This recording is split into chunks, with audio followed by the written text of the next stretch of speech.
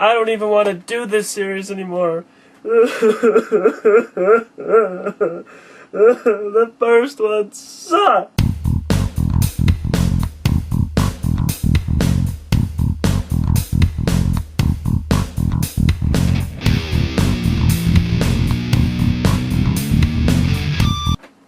Hello guys, I am the review guy. I review it so you can watch it.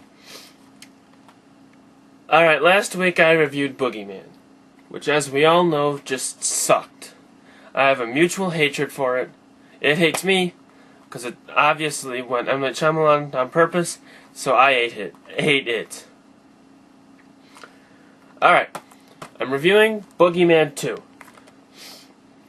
I gotta admit, I was kind of skeptical going into this, because since the first one sucked, I was a little afraid to actually watch this one because I wasn't sure what to expect. But 2, I actually give a thumbs up. Yeah, it's surprising, but I give a thumbs up because BoogeyMan 2 really was a good film. It sort of took a different route than the first one. The first one was going supernatural. The second one sort of goes slasher style on us. And we open up with a little girl at her birthday party, and she gets a present. She's really excited about it. We don't really get to know much about the family or anything. The family's just kind of there. And her brother has to use the bathroom. So he says he's got to go, and he goes into the hallway, which is dark. And he sort of starts slowly walking towards the hallway and stops, and then sort of just sees like flickering lights, and then turns around and walks away. He comes back, and his dad asks, what's wrong?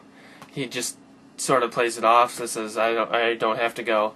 So his dad takes him, and as they're fixing the light bulb, because his sister sticks up for him and says he's afraid the light bulb doesn't work, the dad goes to fix it, and as he's fixing it, he gets killed by this slasher, serial killer. And that's our opening. You know, then the serial killer goes into a room and he's gone. The kids are just left by themselves. Really, really cool intro. And then we meet them 15 years later, I believe it is. And the brother has to go to this job interview out of town, and they're both sort of in and out of mental institutes, things like that. So his sister goes into an institute because she still can't get over this fear of closets, this fear of under the bed, the dark in general. So he has his sister go to this institute, this hospital, while he's gone, so someone at least can look after him. And while he's gone, she's at this hospital, and the boogeyman comes back. There's a doctor who has been studying the boogeyman and has been trying to teach kids not to be afraid of him, because this is not the first group of kids that's been afraid of the boogeyman. This doctor is played by the great Tobin Bell, who, as you all know, played Jigsaw in the film series Saw. He is remarkable. He does a really good job. He is one of the main reasons I like this film so much. That and the fact that the kills are really cool. I mean, there's slasher, good old-fashioned, stab them, slice them open kind of deaths. You'd be surprised that BoogeyMan 2 is of the same series as the first Boogeyman.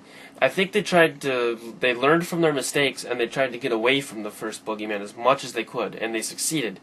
They actually have what I would call a really good film. Is it great? No, it's not great. I'm not going to call it a masterpiece. I'm not going to say, hey, it deserves an A+, it's the best movie I've ever seen. But it is definitely better than the first one. And the acting is great. I mean, Tobin Bell's really good. There's some cool characters in it. There's this germophobic guy, and there's these kids that are sort of afraid of the outside world and things like that. Really interesting characters. You like them. You don't want them to get killed. That's an essential in a horror film. The ending is actually really cool, too. They don't really go weak on us during the end. So, pretty much, all I have to say is just overall, it's a great film. The plot is really good. The story's there. And they really reprised the franchise from the first one.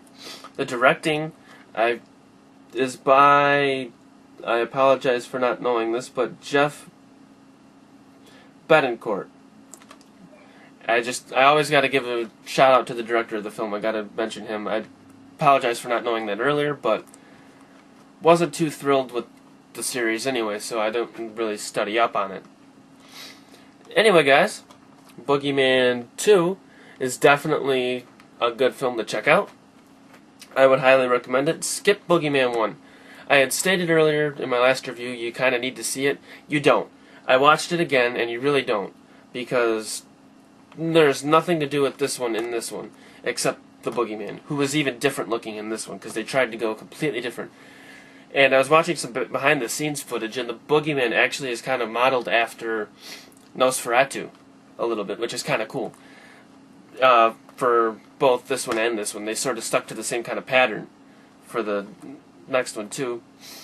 And it's just overall great stuff in here, you know? It's not the best film. I'm not going to give it an A. I would rate it at a B minus. I'd rate it a B minus. It's a slasher film. It's good. It's got some great acting. Tobin Bell really does a great job as the kind of corrupt doctor, if you will. And that's about all I got to say on the BoogeyMan 2. Alright. Well, I would go into BoogeyMan 3, but, you know, I want to get on to reviewing some other things, and it's kind of the same. So, you know, I'm just going to get rid of that here, and I really just don't...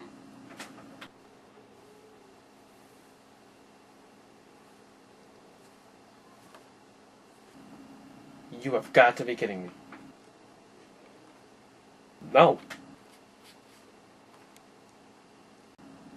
No. No, I'm done. I'm not reviewing that anymore.